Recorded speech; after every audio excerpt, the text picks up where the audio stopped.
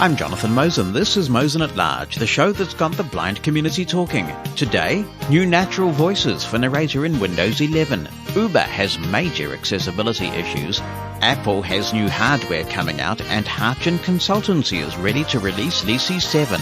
Mosen At Large Podcast.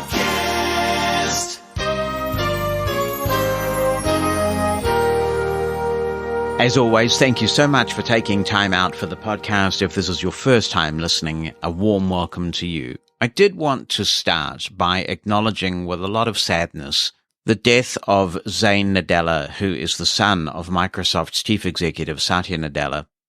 Zane was 26, he had cerebral palsy, and he died last Monday. I know that human beings are incredibly resilient creatures. Terrible things happen to you, and somehow you find strength that you didn't know that you had. And I wish that for Satya Nadella and his family, because I just don't know how you cope with the death of a child. I doubt that it will be any comfort to Satya Nadella and his family right now, of course, but I like to hope that in time they will take comfort from the fact that I believe Zane Nadella's legacy will be that Microsoft, through Satya Nadella's awareness of accessibility and disability issues, is a much more accessible and inclusive place. That is a wonderful and profound legacy to leave. It doesn't bring him back, but it does mean that he will be remembered. He will have a place in Microsoft's history. I know, of course, that Satya Nadella will never become aware of or hear this, but I found the news of Zane's death very, very moving. And so, a long way away from this part of the world, I'm thinking of them. I send them all the best and lots of love and comfort during such a difficult time.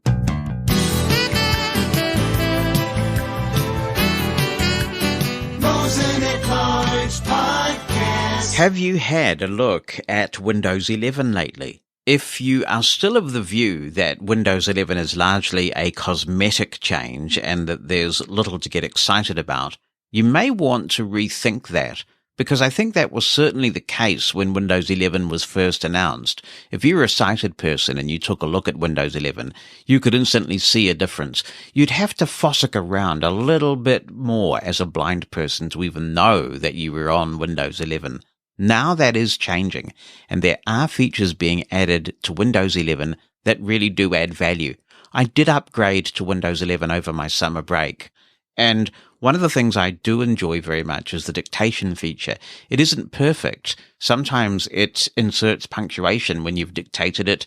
Sometimes it repeats itself. Sometimes it repeats itself. But it is pretty good, and the dictation feature was something that grabbed me immediately. Of all the dictation features that I've used, be it on iOS and Android and Windows, this one does seem to be the most accurate overall for me. I do not like the sound scheme in Windows 11 as a hearing impaired person who's also blind, so I pick up a lot of useful information from the Windows sounds. They are too faint and unobtrusive for me. I can understand why people with certain impairments may find them less jarring, but for me, they are a step backwards, and I'm sure that if I search around enough, I can probably install the Windows 10 sound scheme on Windows 11. I do intend to do that at some point, because I find the current Windows 11 sounds just too faint for them to be helpful to me. I have now put my ThinkPad on the Windows 11 Insider builds, so I've kind of got a buck each way on this. I have not upgraded my desktop PC here in the studio that I also use as my primary work machine to the Windows 11 Insider builds. I am running the latest release build of Windows 11 here in the studio, but the ThinkPad is running the Insider builds, and there is a lot that is changing and a lot to like in terms of accessibility in Windows 11. There is now full voice control available in at least some markets. There are some changes to Narrator, and one of the big changes to Narrator is that there are some natural voices that have been added that you can choose from. I'm very pleased about this because one of the things that keeps me on Microsoft Edge is that when you use the immersive reader function, not only do you get rid of a lot of the clutter that can make reading news on the web so difficult because the news is interspersed with all sorts of ads and unwanted stuff, but you also have the ability to use the read aloud function that's built into the immersive reader. And for some time, the voices available in that read aloud function are stunning. And there are similar, I'm not sure they're always identical, but there are similar voices available in Microsoft Word itself. So you can go in Microsoft Office 365 versions of Word at least into the Review tab. And in the Review tab, there's a Read Aloud button. And I am now finding that if I'm just reading a document, not proofing it, but just having a document open to have it read to me, I am now always using that Read Aloud function because the voices are very pleasant. You can listen to them for a long time without the fatigue that you sometimes get with older text-to-speech engines, but you can also speed them up and still have them intelligible at fast speeds. This has meant that when I use Voice Dream Reader, for instance, which is an app I make extensive use of on my iPhone, I keep hankering for those voices. And I keep searching around with all the voices that Voice Dream Reader offers, thinking, isn't there something that comes close to this experience that I'm getting on Windows? And there really isn't. I love these voices for being read to in Windows 11. Well, now in Narrator, there are natural voices that you can choose from. When these first came to the Insider builds, they were not available in my part of the world. And I was really disappointed by this, but in the latest Insider build 22.567 that dropped just a couple of days ago, the voices do seem to be more widely available. If they are available to you and you're running this Insider build and you haven't found them yet, what happens is the first time that you run Narrator, when you've got a compatible build, it will come up with a dialogue and tell you that these natural voices are available and do you want to install them. I have obviously done that, and it just so happens that I have my handy-dandy, incredible edible ThinkPad with me now. So I'm going to run Narrator with one of these voices already running, and it is the Guy voice. And we'll have a bit of an extensive play with these, because I know there's a lot of interest in these voices and how good they really are. So I'm going to run Narrator by pressing Control Windows Enter. I have obviously quit JAWS first. Malp coming up. Docs, compatibility mode, Word window, Malp coming up. Docs, compatibility mode, editing. What that is saying is MALP for Mosen At Large podcast coming up. And this is the promotional message that I send out to the Mosen media list, which I hope you are subscribed to, and the Mosen At Large blog. Before I go into Narrator and have a look at the options, let's just read this. This is the Microsoft Guy voice at the moment. So I'm going to perform a continuous read by pressing the Narrator key with down arrow. In the next episode, new goodies in LISI 7, accessibility issues in Uber apps, songs you love and hate and more. Kia ora Mosen At Largers. Our amazing community has put together another informative, thought-provoking listen for you, and it'll be in your podcast app this weekend. Here's a sneak peek of what you can expect. You're welcome to comment on these or any other issues that are on your mind. Many of us make extensive use of Uber's apps, both to go places and to get food delivered. After a brief period where accessibility of Uber Eats was restored, the latest update has seen Uber Eats take a dramatic accessibility step backwards, and the issues with the Uber ride-sharing app persist. If you'd like to share what you're experiencing, as well as how you've tried to draw Uber's attention to the issues and what response you've received, you are most welcome. On a much lighter note, last week a listener asked us to discuss songs we love, songs we hate, and songs we remember being sung to us when we were children. Of course, simply naming songs we like and don't like is a bit boring, so I'd like to know what is it about these songs that pushes all the right or the wrong buttons for you. We can have some fun with this. LISI from Harkin Consultancy is an incredible productivity and usability enhancement tool compatible with JAWS. It's due for a major update with version 7 being released next week. I talked with Brian Harkin to get the scoop on all that's new in 7, and we might even get a few hints about what else is in the pipeline. Dude, there's plenty more on the show as well. I will stop reading there. That's the Microsoft Guy voice at its defaults. The pitch is 10, and we'll have a look at what the rate is in just a moment. To have a look at these other voices, I'm going to press Windows Control N. That will bring up the Narrator settings window. Settings window, Narrator, toggle switch on. I'm going to press the Tab key, Show all settings, button, collapsed. Keyboard shortcut for narrator, toggles, narrator home, show all, complete guide to narrator. Choose a voice, Microsoft Guide, natural, English, United States, combo box, collapsed. Now, if you have not installed all of these voices, if I press tab one more time. Show all settings, button, and collapsed. Again.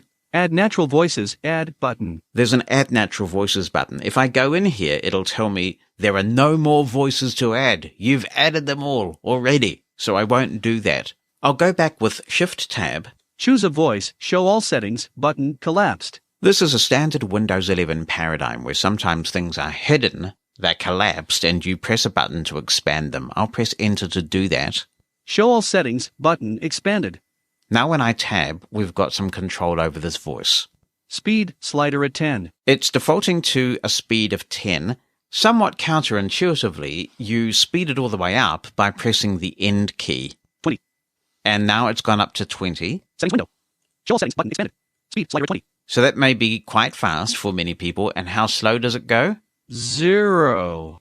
Show all settings, button, expanded. Speed, slider at 0. So we'll go up to 5. 1, 2, 3, 4, 5. And have a listen to that. Settings window. Now we'll go back to 10. 6, 7, 8, 9, 10. Settings window. And 15. 11, 12, 13, 14, 15. Settings, form fields. Show all settings, button, expanded. I bumped the touchscreen there. Choose a voice, Microsoft Guide, natural, English, United States, combo box, collapsed. Complete guide to narrator, open, button. So that is at a reasonable clip, but as you can hear, it's still very intelligible. Choose a voice, Microsoft Guide, natural, English, United States, show all settings, button, expanded. Speed, slider at 15. I'm going to go back to 10. 14, 13, 12, 11, 10. And if I press tab, Pitch, slider at 10. the pitch also defaults to 10. Let's have a look at how much range there is. We'll press the End key. 20. And now it's gone up to 20, and it sounds very different. Settings window. Speed, slider at 10. Pitch, slider at 20. It sounds like it's a tape that's been sped up, actually. And if I go all the way down to the bottom by pressing the Home key... 0. Speed, slider at 10. So that does sound like, again, a tape that has been slowed down. Settings window. Pitch, slider at 0. And it doesn't take that much of a change for that kind of tape effect to be noticeable. So if I go back up... 1, 2, 3, 4, 5, 6, 7. So let's say I lowered the pitch to 7. Settings window. Speed, slider at 10. It still slightly sounds to me like a tape that's been slowed down. Pitch, slider at 7. But it's definitely livable. 8, 9, 10, 11, 12, 13. Speed, slider at 10. Pitch, slider at 12. 11, 10. By the time you get to 13, it really sounds like it's been on the helium, dude. That's what it sounds like. It sounds like it's been on the helium. But as you can hear, that is a very pleasant voice to listen to. Let's have a look at the other voices. Speed, slider at, show all settings, button, choose a voice, Microsoft Guide, natural, English, United States, combo box, collapsed. I'm going to up arrow. Microsoft Aria, natural, English, United States, 1 of 21, selected. This is Microsoft Aria, and again, the defaults are being used right now. I'm going to go back into Microsoft Word.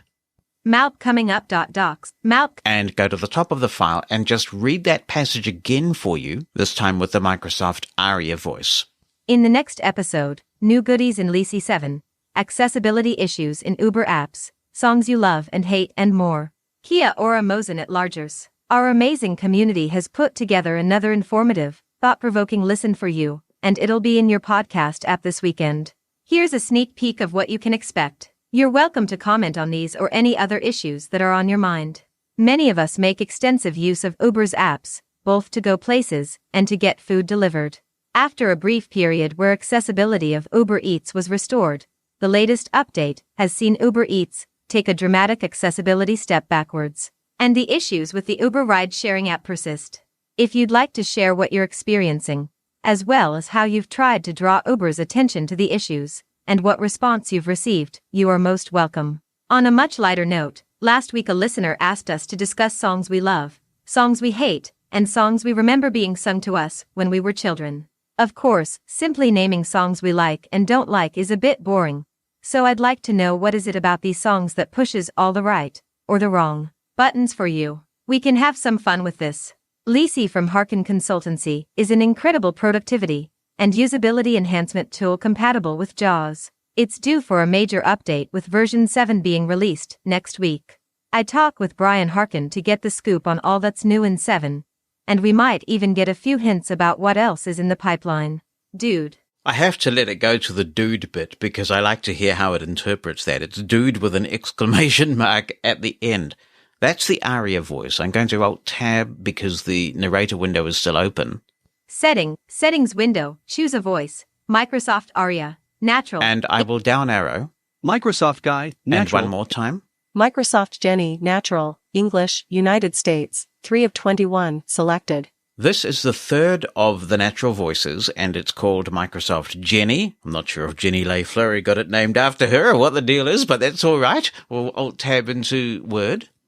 Melp coming up. Docs. And we will go to the top of the file and have narrator read that same passage again, this time with the Jenny voice. In the next episode, new goodies in Lisi 7, accessibility issues in Uber apps, songs you love and hate and more. Kia ora Mosen At Largers. Our amazing community has put together another informative, thought-provoking listen for you, and it'll be in your podcast app this weekend. Here's a sneak peek of what you can expect. You're welcome to comment on these or any other issues that are on your mind. Many of us make extensive use of Uber's apps, both to go places and to get food delivered. After a brief period where accessibility of Uber Eats was restored, the latest update has seen Uber Eats take a dramatic accessibility step backwards. And the issues with the Uber ride-sharing app persist. If you'd like to share what you're experiencing, as well as how you've tried to draw Uber's attention to the issues and what response you've received, you are most welcome. On a much lighter note, last week a listener asked us to discuss songs we love, songs we hate, and songs we remember being sung to us when we were children. Of course, simply naming songs we like and don't like is a bit boring, so I'd like to know what is it about these songs that pushes all the right, or the wrong, buttons for you. We can have some fun with this. Lisi from Harkin Consultancy is an incredible productivity and usability enhancement tool compatible with JAWS. It's due for a major update with version 7 being released next week. I talked with Brian Harkin to get the scoop on all that's new in 7, and we might even get a few hints about what else is in the pipeline. Dude. And I'll stop reading at that point. I've had a couple of questions about these voices that I'll attempt to answer. How responsive are they? Clearly they sound very pleasant when you're reading like this. But how good are they for editing? Well, if I just arrow around this document a character at a time, I'll go left.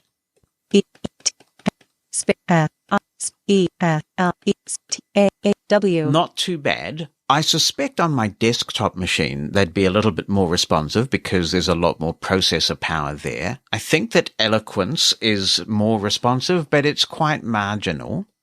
So that's pretty good, actually. And if I go into a new document...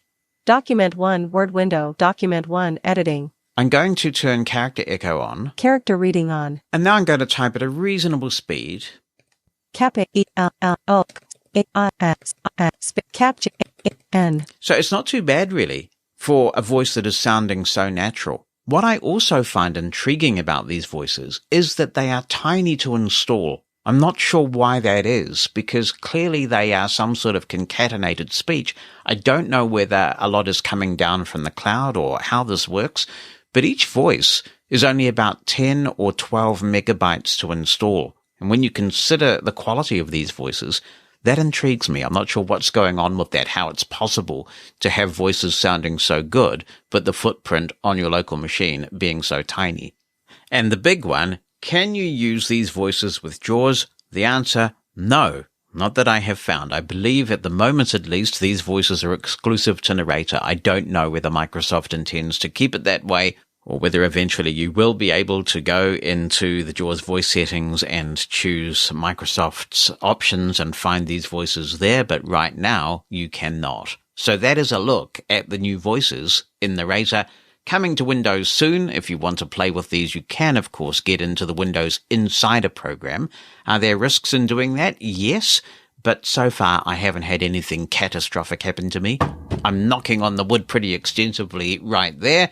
You can enroll in the Windows Insider program by pressing Windows I To get into Windows settings, you go into Update and Security. You will find the Windows Insider program there. These are Windows 11 voices, by the way, so you will need a Windows 11 capable PC, and you will need to have made the jump to Windows 11. Be the first to know what's coming in the next episode of Mosen at Large. Opt into the Mosen media list and receive a brief email on what's coming, so you can get your contribution in ahead of the show. You can stop receiving emails anytime. To join, send a blank email to media-subscribe@mosen.org.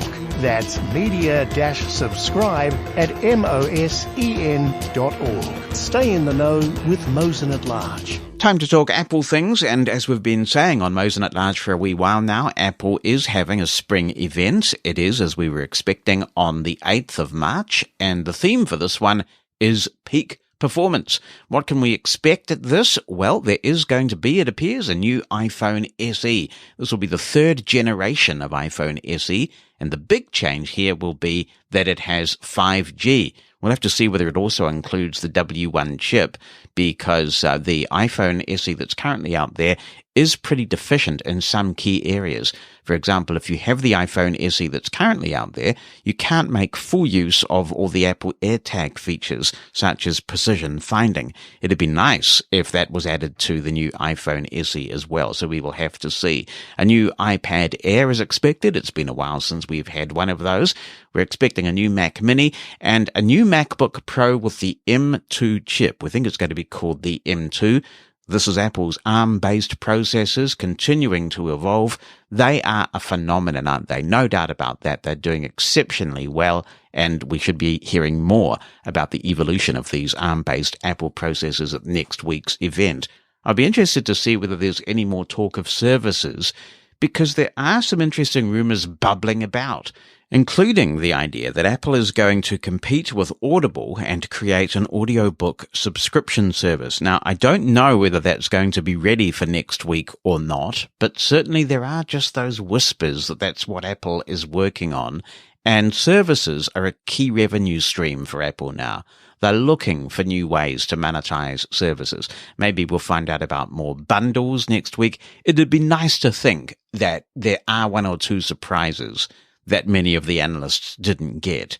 Because you hear so much before these Apple events now that it's almost like some Grinch has spoiled your Christmas. You know, you just turn up to confirm what has already been leaked to a lot of people who watch this stuff. If you want to watch this stuff, the Apple Peak Performance event, it is on March the 8th US time at 10 a.m. Pacific. That equates to 1 p.m. US Eastern time. If you're elsewhere in the world, let's do some translation for you. At this time of the year, it's actually going to be a very civilized 7 a.m. in New Zealand, so I won't even need to set an alarm for that one. It'll be 6 p.m. in the UK. It'll be a relatively civilized 5 a.m. in Eastern Australian time, thanks to the difference. Of course, the clocks are going forward in the United States in just one more week, so those time zone differences are going to get a bit more punishing for those of us in this part of the world. And of course, in this part of the world, it is the next day, so it'll be the 9th of March in New Zealand and Australia and the Southern Hemisphere that this event takes place. And of course, all of this means that iOS 15.4 is getting ready to drop officially, and Apple released Beta 5 of iOS 15.4 earlier in the week. There do seem to have been some substantial Braille improvements. I don't think it's perfect, but what software ever is perfect? It does seem to me, in my limited use, that with Beta 5, there are no or perhaps fewer panning issues than there were before. So that's very positive if that is the case. I will be interested to hear what other people are experiencing as they become familiar with this latest version that is out to developers and for public testing. It is a much anticipated release, this one, because you've got the ability to use Face ID with a mask on, even if you're not wearing an Apple Watch. And there is a new American Siri voice available in this one as well. And there are a few other nuggets as well. So it is going to be a fairly substantial release coming up very shortly. Let's go back to the issue that Graham raised about Apple Music and the fact that if you're listening to albums that should be gapless, like Pink Floyd's Dark Side of the Moon or the Abbey Road medley, On some devices, you get gaps, and it really messes with the enjoyment of the music. Ian Lackey says, it seems that Apple gives us a choice with their music service. If you want gapless playback, you have to turn off Dolby Atmos and lossless playback in the music settings. I have turned these settings off as I value gapless playback. On the Braille issue with an uppercase B, Ian says, I am still getting panning freezes. I have found that toggling speech shows that the Braille has moved on, but the display hasn't shown it until speech has been toggled. Hope that makes sense. Yes, it does, Ian. I have seen this as well. And Ian wrote this at the time of iOS 15.4 Beta 3. Dean Charlton says, I have been trialing Apple Music for just over 3 weeks now. I play it on my stereo paired Echoes. I just happened to want to play Pink Floyd albums, such as Dark Side of the Moon, Wish You Were Here. They play properly, no stopping between tracks. Unlike Spotify, when I played The Wall, so many stoppages between tracks, just a terrible listening experience. Spotify also does this with live albums, unlike Apple Music. The thing that really annoys me about Apple Music, though, is if you're playing a playlist or album and you pause it and you say want to listen to the radio news, when you go back to play Apple Music, it's lost its place and starts from the beginning again. Mr. Google Man tells me that many other people have experienced this also. Thanks, Dean. Good to know that this is working as it should be working if you're playing on Spotify and the Echo. So maybe Ian has come up with the magic formula. I shall have to go in there and turn spatial audio and lossless off, much as it pains me to do so, because why should I listen to non-lossless music? But anyway, I'll try it and see if it fixes it. Graham, you might like to do the same. Janine Stanley has been in touch with an email called Two Finger Scrub Troubles and says, yes, try saying that 3 times fast. I've noticed in iOS 15 that I too have had difficulty consistently performing the 2-finger scrub gesture. It seems to need to be perfectly horizontally aligned and in the center of the screen in order to work. Otherwise, I end up in the control panel. What control panel? I'm intrigued about where you're going when you can't perform the gesture, Janine. She says, I have no difficulty performing the gesture, no hand issues, etc. I do have fairly advanced arthritis in my hands, but that's not the gesture I find problematic. The one I find more difficult is the rotor gesture. Yeah, that is one that a lot of people struggle with. Janine continues, this is in part why I usually use a Bluetooth keyboard. All that said, back to the 2-finger scrub. This seems to happen more on my iPhone 11 Pro running iOS 15.4 beta than it does on my iPhone 12 Pro running the public version of iOS 15.3. So, Marissa, you're not alone, though I'm not finding the same type of redirect with the scrub. It's definitely much fussier in iOS 15. I would play a little bit of Michael Jackson's You Are Not Alone at this point, but I'd probably get pinged for that, so I will just say you are not alone, Marissa. I've not seen it, but Janine says she has. Here's an interesting email from the good Dr. Sally, and she says, I have found that you can set up the different commands to different gestures. However, I want to be able to do a particular gesture that runs a shortcut. For example, move my email from students to a particular folder with one gesture instead of a lot. Thanks in advance. As you know, I'm new to VoiceOver on my iPhone, but have used it for a while on my Mac. Well, I have good news for you, Sally. It is definitely possible to assign shortcuts to gestures. The one thing that you might find is that you've run out of gestures, and if that's the case, on newer iPhones, you can assign a double tap and a triple tap of the back of the phone to VoiceOver functions, including assigning a shortcut. I use the Google Assistant a lot on my iPhone, for example, because it gives more sensible responses than Siri does most of the time. So I have my triple tap of the back of the phone assigned to that. But I also use Castro to listen to a lot of podcasts. We reviewed Castro way back when on Mosen At Largers. It's improved even more since then. It is, in my view, by a long way, the best podcast player for iOS. I listen to a lot more podcasts than I used to because of Castro and its amazing user interface. It is simplicity, but it's also power. and that's the best thing you can hope for in a user interface. And what I've done is I've assigned a gesture when VoiceOver is running to play Castro. That's an iOS shortcut. And I've also assigned another gesture to clear the current episode and skip to the next one. That means that when I'm busy doing stuff, I can start playing my podcasts without going into the app, and I can also skip a podcast and go on to the next one, all from my touchscreen. So let's have a look at this. We will talk to the magic machine. Open VoiceOver settings. Are we in VoiceOver? It doesn't say. VoiceOver, heading, Yes, we are. So the first thing we want to do is touch commands, button, the commands button. So I'll double tap that. all commands, button, Now, you may think that the all commands button is not where you want to be because that's obviously very busy, and if you want to assign a touch gesture, why don't you just flick right touch gestures, and button, go there? But when you do, you can't do what you want to do, so we'll flick back all commands, button, and we will double tap the all commands button. interaction, button, Now I'm going to swipe through this and you'll hear all the different options that we have here. There are lots. basic navigation, button, text navigation, button, advanced navigation, button, editing, button, rotor, button, scrolling, button, speech and audio, button, output, button, voiceover, button, system, button, other, button, shortcuts, button, And actually, for reference, I think you'll find that shortcuts is the last on this list. shortcuts, Yep, it button, is. So you can, once you go into the screen, perform a 4-finger tap on the bottom half of the screen, and you will get right to shortcuts, which is where you want to be. I'll double tap.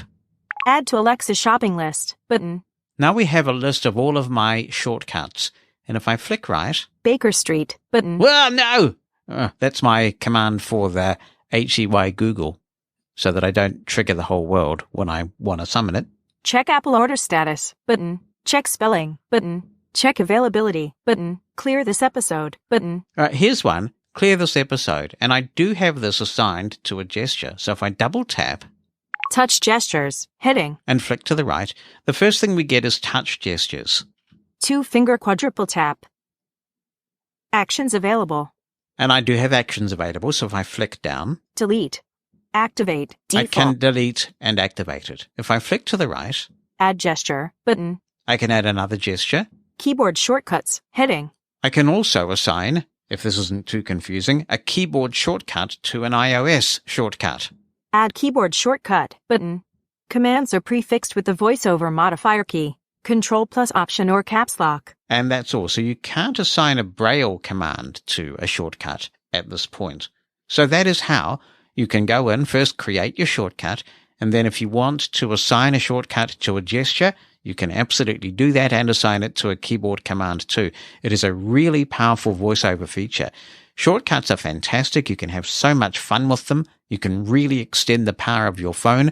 And then when you can combine it with this voiceover functionality, you really can do some magic. So I hope that helps, Sally, and that with your newly found shortcut prowess, you would move me into the super duper cool students folder if I were one. Mosen at Large Podcast. It was Shakespeare who said something is rotten in the state of Uber accessibility. I think it was Shakespeare who said it. It comes from Hamlet, doesn't it? Anyway, when something goes so horribly wrong with accessibility at a company, you do have to wonder what has happened. Have they changed the way that the app is written? Has someone left? Because sometimes what happens is you've got one person in a company who is a real champion of accessibility, somebody who takes the time to check that everything's working okay before a release. And when that one person leaves, sometimes that's enough to upset the equilibrium of the accessibility of an app. I don't know, it's all speculation because it is so difficult to talk to anyone at Uber who can actually make a difference. You know, if you try and contact Uber support, you get these inane, unhelpful comments, and sometimes they'll tell you to uninstall and reinstall the apps, and really it's just hard to break through and talk to someone who actually understands, who's at the development level, who's even at the escalation level, so you can have a sensible conversation about being a part of the solution. You know, there are lots of us who would be quite happy to run test flight builds or do whatever it would take just so we can get our Uber experience back. I am a heavy user. I'm an Uber Diamond user. And I make extensive use of both apps when I'm not hunkering down because of a major Omicron outbreak in this country. I do use Uber rideshare an awful lot. Because I'm a diamond user, I have the fixed price from home to my office. It's really competitively priced, and most of the time it works really well for me. As I've mentioned on this show, we do have issues from time to time when Bonnie accompanies me, and we have guide dog refusals, and it's an inconvenience, and it can often be humiliating and stressful, but at least there is a process, and the process does seem to work. So we have two quite significant accessibility issues going on in Uberland at the moment. One is not new. It's been going on for a few weeks, and we've talked about this on the podcast before. Christopher came up with a workaround for this, and it's essentially don't flick. When you're wanting to get a ride organized in the Uber rideshare app, just drag your finger around the screen until you get to the point that you've selected your destination, and everything will be okay. It is when you flick around the screen that the problems begin. Now, interestingly, from the dialogue I've had with people on Twitter, this is definitely affecting a lot of us, but it appears not to be affecting all of us. And I don't know why that is.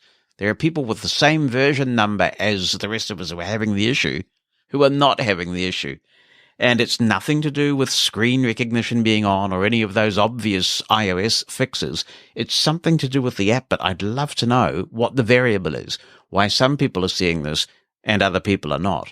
The one that is new, that has just come to Uber Eats, does appear to be universal. If you have updated your Uber Eats app to the build that was released earlier this week as this podcast goes out, you will be seeing this, and I will show you what it's doing. To demo it, I'm going to place an order with Tank. For those who are not in New Zealand, Tank is a salad place. They make the most amazing salads. It's very good for you. It's probably more expensive than it needs to be, but it's jolly delicious. And so I am now in the list of items that I can order from Tank, and I'm going to flick right to one that I order pretty frequently. Quinoa chicken goji salad. Gluten_free. $17.90. Button. It's a quinoa chicken goji salad. You gotta love those goji berries. Apparently they have all sorts of amazing properties. So I'm going to double tap on this because I can customize the salad. I'll do that. Quinoa. Close. Button. And I'll flick to the right. Quinoa chicken goji salad. Free-range poached chicken. That's already what we've heard, so I'll flick right again. Adjustable. That doesn't speak. I'm not sure what that's even for, but anyway, that's by the by. Choice of extra meats. Heading. So I can choose extra meats, and I'll flick right. Choose 0 to 2. Free-range poached chicken. $4.50. Popular. Placeholder. And right here we see the problem. Every item on this list now has two elements. One is the title, and the other is a thing that says placeholder that doesn't seem to do anything. What used to happen before this build came out was that if you double tapped any of these items, VoiceOver would clearly say selected. So before you added the item to the cart, you would be able to review the things that you'd selected, the customizations that you had made, and you'd be sure that you were going to get what you actually ordered. So if I flick right... Grass-fed beef. $4.50. Placeholder. Choice of extra fillings. Heading. Choose 0 to 15. Heading. Bacon. $2.50. Popular. Now in this case, I do actually want to add bacon to this salad, so I'm going to double tap. Bacon. Plus $2.50. Popular. I have learned that it is actually now selected. My double tap has worked, but I've got no confirmation. If I flick left... Choose 0 to 15. Heading. And go right again... Bacon. Plus $2.50. Popular. No confirmation that it's selected. If I flick right to this phantom item, for want of a better term... Placeholder. It doesn't tell me either. So I've got no confirmation at all that it is selected. One way that you do have sometimes, if there is a charge for the items that you're adding, is that you will obviously see the price go up on the Add to Cart button. So if I go to the bottom of the screen... Add 1 to cart bullet $20.40 button. You'll notice that the price has gone up from the original that was quoted, and that's because I've added the bacon, and there's a price when you've added the bacon. But really that's the only way that I'm able to tell what I'm doing is that the price is going up. If, for example, I were to add a bunch of veggies, there is no additional charge for those, so it's not clear what I'm selecting. If you're mindful, if you're careful, if you're concentrating on what you're doing, then it's obviously not a showstopper. But if you've somehow lost track of what you've selected and what you haven't, then maybe the best way is to start again and see if you can focus this time. So I do hope that they fix both of these issues. I'd like to be able to get back to ordering my rides with Uber without having to drag my finger around the screen, and I would like to be able to select items and get confirmation in Uber Eats about what it is that I've selected. I would encourage everybody who is an Uber user to report these issues. I don't know whether the number of people reporting will make a difference, but we have had these flare-ups with Uber before where they've gone through periods where accessibility has just gone weird and then it comes right again. I do hope that we come out of this trough soon, and perhaps the best way to do that is, well, for podcasts like this to give it a bit of exposure and for all of us to take the time to report any issues. Mosen At Large Podcast. Hey, Jonathan, it's Jim from sunny Florida. I wanted to comment briefly on a few things. First off, I want to say a huge thank you to you for doing this segment about Ukraine, and I want to send a special thank you and words of support. And I'm a person of faith, so I hope it's okay to share, thoughts and prayers. A lot of my friends that aren't say good vibes, so I hope that's okay too. They've got a lot going on over there. My first reader driver with a job when I worked for an organization serving the blind was a Ukrainian, and I believe she was born in the States, but she had been a Marine and a lot of other things, but she spoke Ukrainian perfectly. So I've tried to reach out to her and her family here. So thank you. Also, wanted to, on a lighter note, comment about the abbreviations. Oh yes, FT is either fort or feet. So sometimes you'll be in a context, and even if it's a scanning error or whatever, it's read as, fort or feet, which is kind of interesting. IN, the word in, is inches. So, like, even on Facebook, it's funny when someone writes something in VoiceOver or JAWS will say inches. And NA for non-applicable, but it's the abbreviation for Nevada. I mean, this is so American-centric, some of it. And I'm sure they have other abbreviations when you have it set setting, but I just think that, it's probably going a little far. I would rather it say FL, and I just figured that out because some of my friends in Europe and the UK, they don't know our abbreviations. In the States, just like I don't know theirs, just wasn't taught in school or whatever. So kind of weird. But I too remember the 80s. I had an Apple II GS, and I lived in the Orlando, Florida area then, and we had lots of bulletin board systems or BBSs. And then, of course, here in the States, we had GE's service called Genie, GENIE, and they worked really hard to stay accessible. Then we had CompuServe, which I know you've heard of, and then America Online, which a lot of organizations kind of went after because they were a graphic interface and not apologetic about it. Their IM service was accessible or could be made accessible with scripts, but they weren't interested in America Online, or AOL was not interested in being accessible, which really, still bugs me that we didn't really take that argument more seriously in the blind community. And, anyway, but yes, I remember lots of good conversations, using the mall a few times to buy CDs and other things, and then the international forums and discussion groups, and then they even came out with Genies with Aladdin, and that would download messages from the different interest groups or bulletin board areas on Genie, and it was really pretty cool. And I actually made some friends and traveled to visit them, so that was an interesting experience too, very positive. I made sure it was safe, so I knew them for a while and had a few backup setups just in case something didn't work out. But it was good.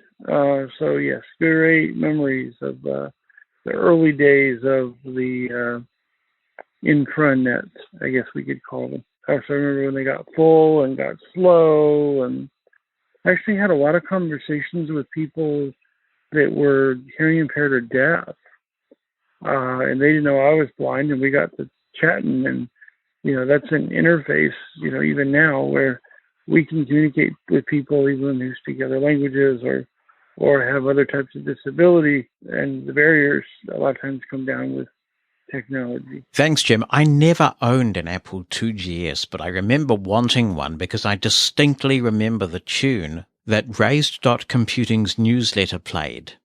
I used to get it on cassette, and it said, "This is the new Apple IIgs," and it was playing all this amazing polyphonic music with drums of sorts and everything, and I thought, wow, that is amazing. But by that stage, I had migrated to the IBM PC. Yes, I used Genie as well, and a lot of these services did have technology that lets you log in and download things so you could read offline. The big package for DOS that did this on CompuServe was called Tapsys, and I think it was reasonably accessible as far as I remember. So you could, I don't even know, if you gave me a copy of Tapsys now, I'm sure I wouldn't know what to do with it. But somehow you would subscribe to different forums, it would go in and download all the stuff from the forums you hadn't read since you last logged on. You would read and reply, and then it would upload them all. And as far as I know, the CompuServe people actually cooperated with the Tapsys people. I think it started off as an unofficial project, but then it kind of got some tacit support from within CompuServe itself. Hello, Jonathan. It's Nikki Keck, and I thought I would call in this week rather than send you an email that you would have to deal with Braille display bugs to try and read. In any case, I do remember the bulletin boards very well. I started out with an Apple computer and a modem, and I don't remember the speed of that modem, and I used CompuServe, and I remember reading the AP for the first time, the Associated Press. And one day I called in to CompuServe just to read the Associated Press in the intermediate unit where my local intermediate unit, they paid for the CompuServe. But, of course, I had my own phone line, actually, and when I called CompuServe, that number was long distance because my family lived out in the middle of nowhere, so we didn't have anything local. So when I did that, my mom said, "Now, you really don't want to call CompuServe just to look at the news." And I was like, "Oh, but Mom, I can read this in text, and it's so cool." And, and I loved printing it out on my Braille printer. I had a VersaPoint, original VersaPoint. Well, then after that, I did get an IBM PC with a 2400 baud modem.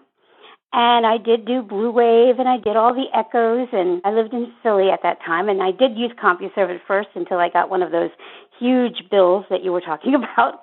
But then after that, and by the way, I do not remember my ID, sorry to say, but after that whole thing, I did do bulletin boards, and at one point I did actually call the Blink link and set up an account, and I used the echoes. Now, I do not remember what I said. I do not remember at all what I actually said.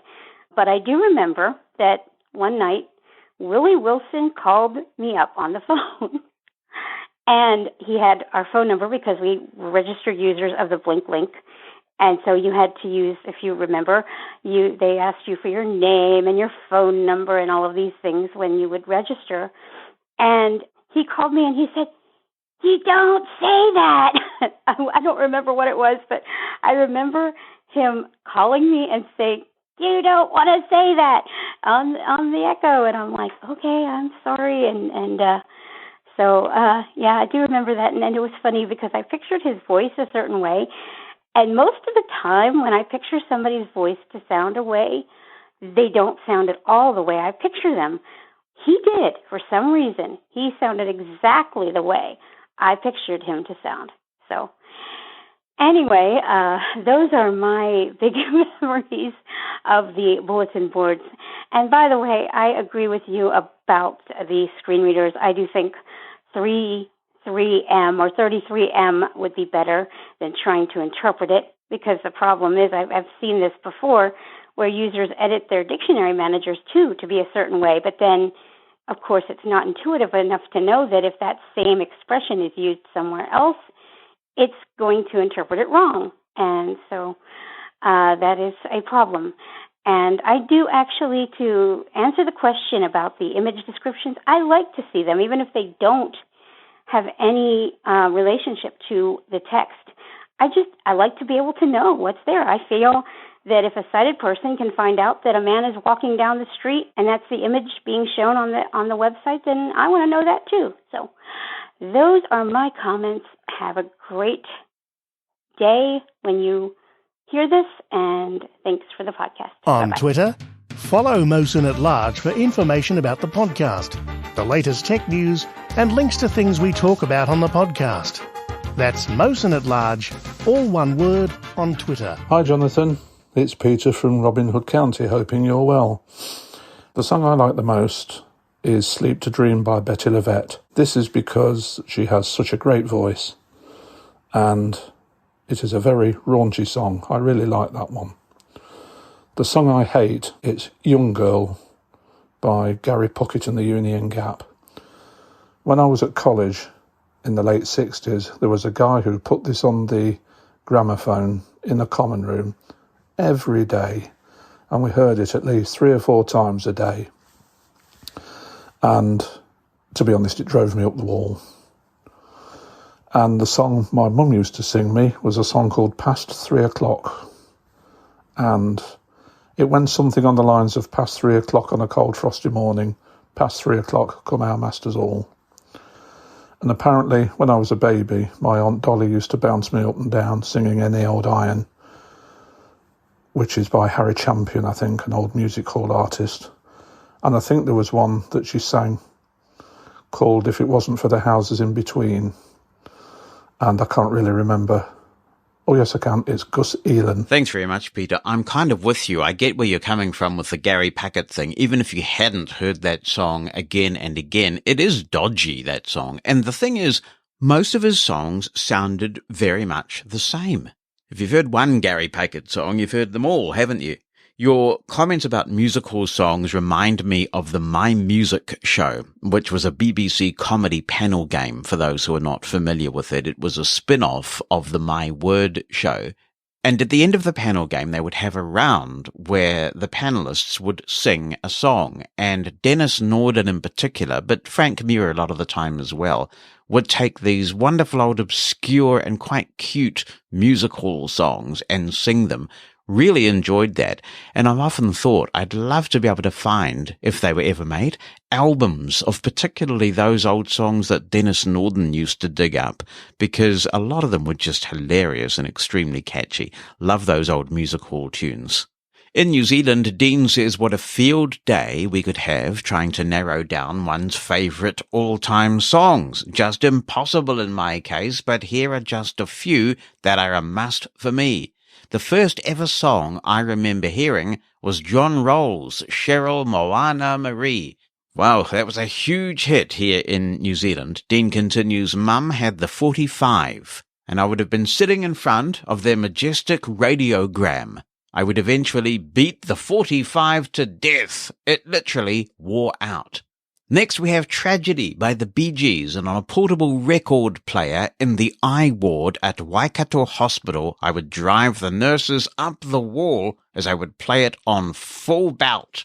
I even got moved to the end of the ward, into my own room. Well, see, that's a good reason to play Tragedy by the Bee Gees. Next, says Dean, we go to my all-time favourite year of 1985, and Treat Her Like a Lady by The Temptations. Oh man, I remember that song, because by that stage I was working as a DJ in an after-school job at a skating rink, and I remember spinning that track up on the vinyl for skaters to dance to.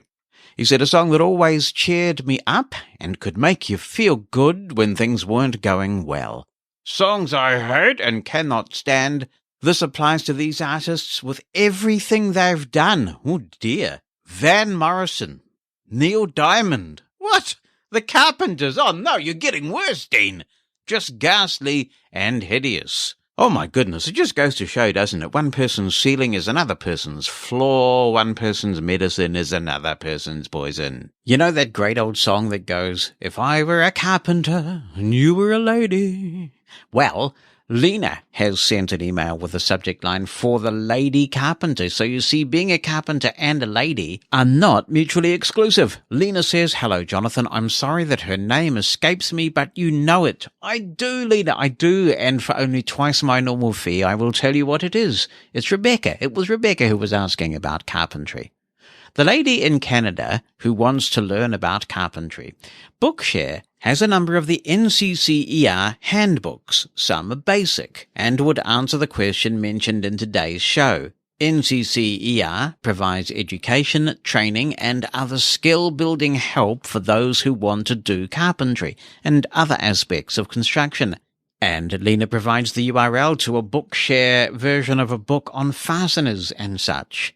As always, says Lena, this year's shows are interesting. Best to you and Bonnie. Thank you, Lena. Always good to hear from you. Thank you for the helpful tip. And hopefully, Rebecca, that's a resource that you can draw from. I am curious, though. I'll ask my device. What is NCCER?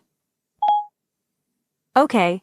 I found this on the web for what is NCCER. Check it out. Yeah. About NCCER Vertical Line Pearson Qualifications. NCCER is a non-profit education foundation created in 1996 as the National Center for Construction Education and Research. There we go. That's what it stands for. I don't know why Siri couldn't have just told me that, but whatever.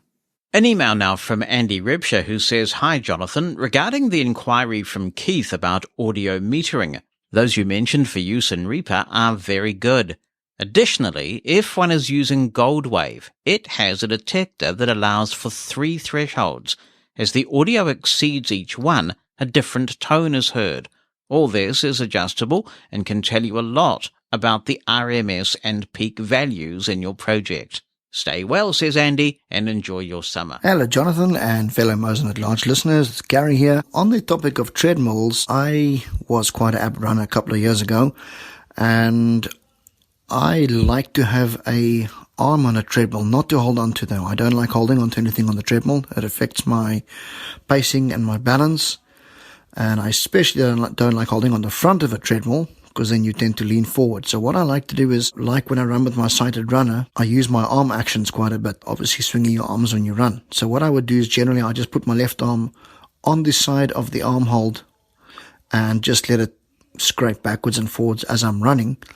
And I would feel where I am by using that guide on the armrest, and I'd know if I'm going too far back by there's a little thing that juts out.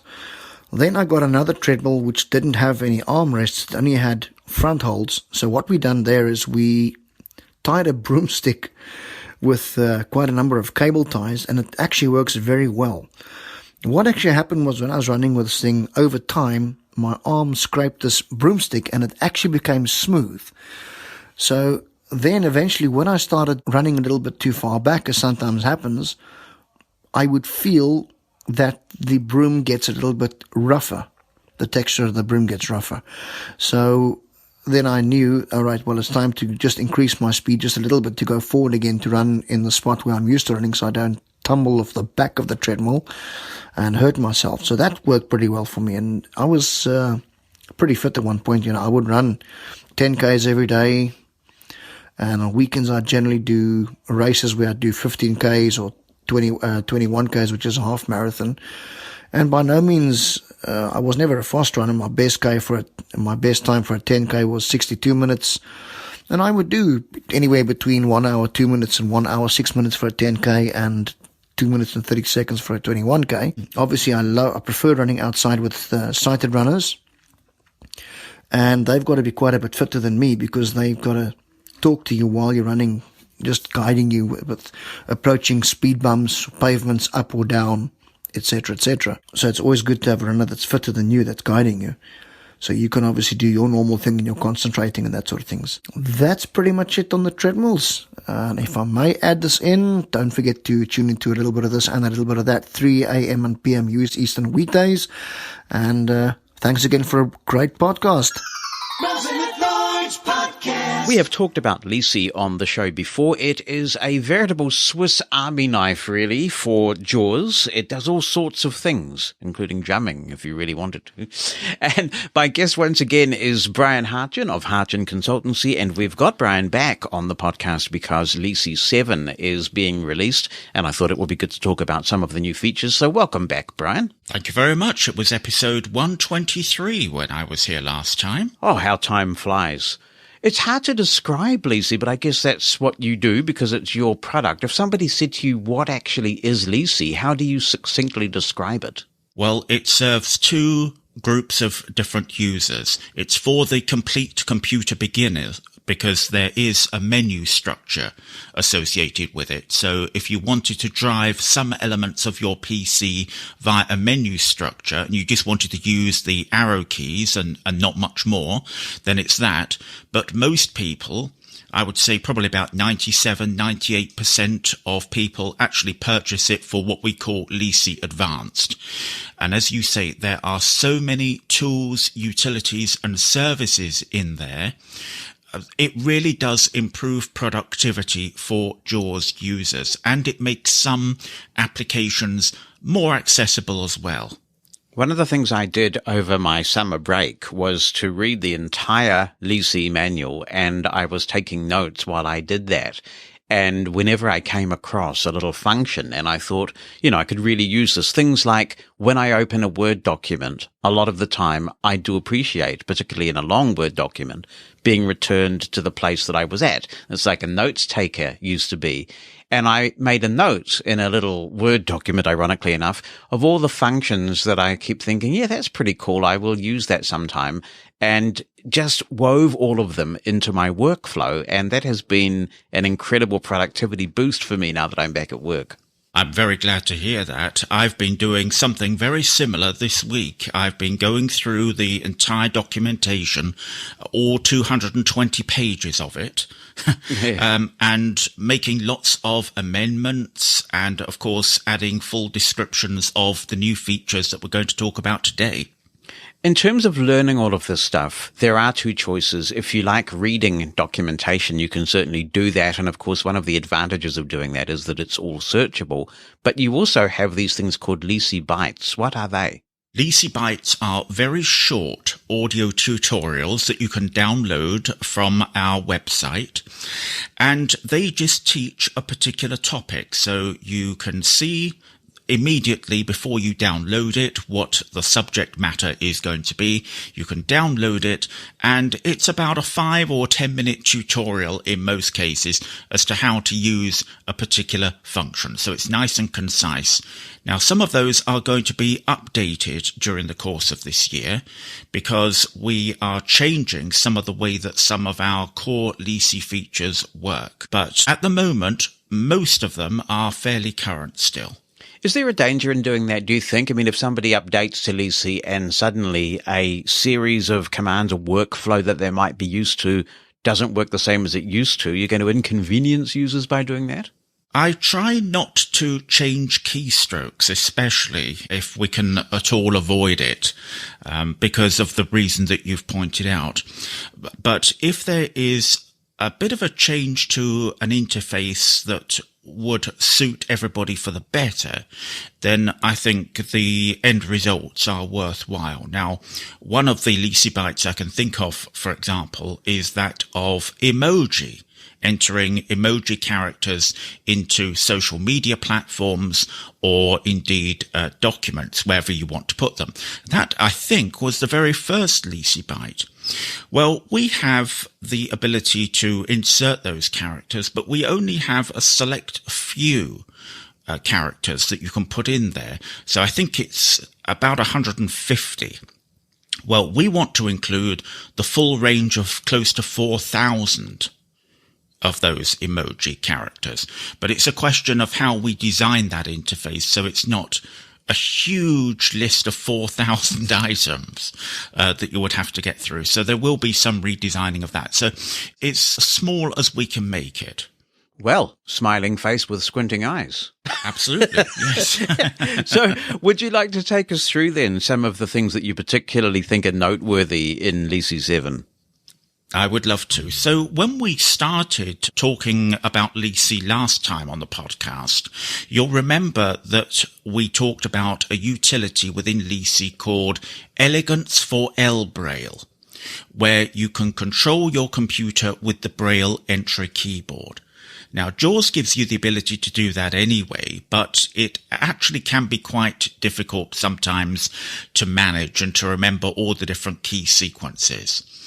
With this, you just type what you want to happen. So if there's a particular Windows command or a screen reading command that you happen to know, you can type it in, such as Windows D or insert up arrow, that kind of thing. As long as you know it, then you can type it.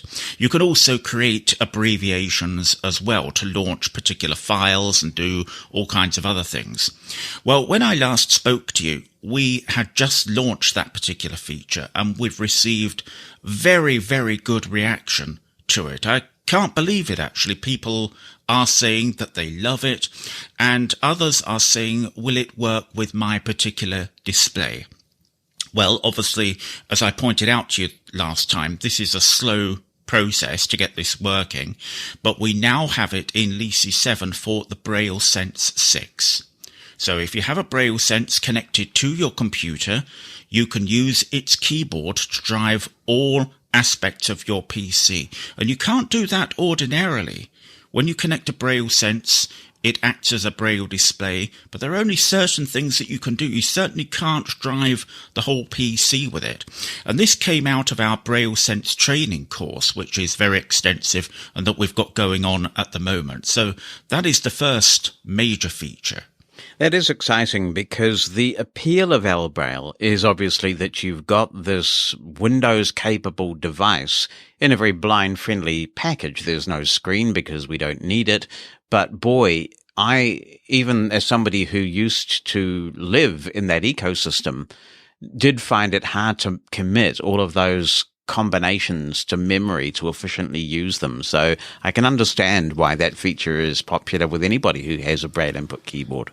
I can't even remember what all the different keyboard commands are at all. And when I put my L Braille on, sometimes I just want to do something quite quickly with it, and I just resort to this because it's just so much easier.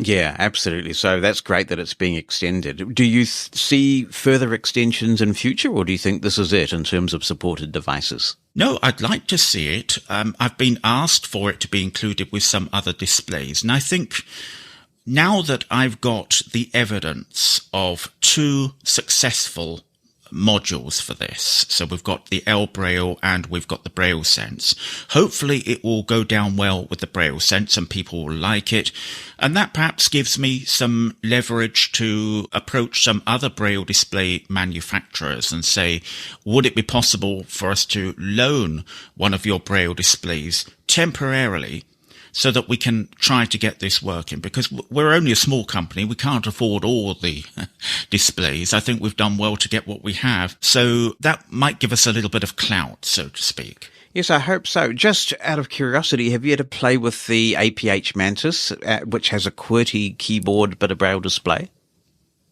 I'm afraid I haven't, no. I would like to, but I would like a Braille display principally because I want to write Braille on there. And my understanding is that you can't actually do that with the QWERTY keyboard. Is that right? You can Braille into it within its own software. So if you open a document in the Mantis, you can Braille, but I don't believe at the moment that you can Braille into it on the computer with a screen reader. So that's right. I just find, particularly because I'm doing so much in the Apple ecosystem, and for the reasons that we've just been talking about, the cryptic commands due to fewer keys, that for me, the APH Mantis has really hit the spot. It's just so efficient to have your standard, very nice, easy to type on QWERTY keyboard, but the Braille display there as well for reading back. So it's good that we've got that choice. It definitely is, and I know you're a big fan of it, listening to the podcast, Yeah. and I can understand why, particularly with the Apple-related bugs that have been a debacle of late. Oh, lordy. Yes. So what's the next feature you're going to tell us about? The next feature relates to text selection. So for years, we've had a feature where you can mark the start point of text that you want to select, that you then move to the end point, you mark that, and then once the text is selected, you can manipulate it. And I was going through this process one day and I thought, why are we actually marking that end point? It isn't serving any purpose pressing that keystroke. We've started selecting the text.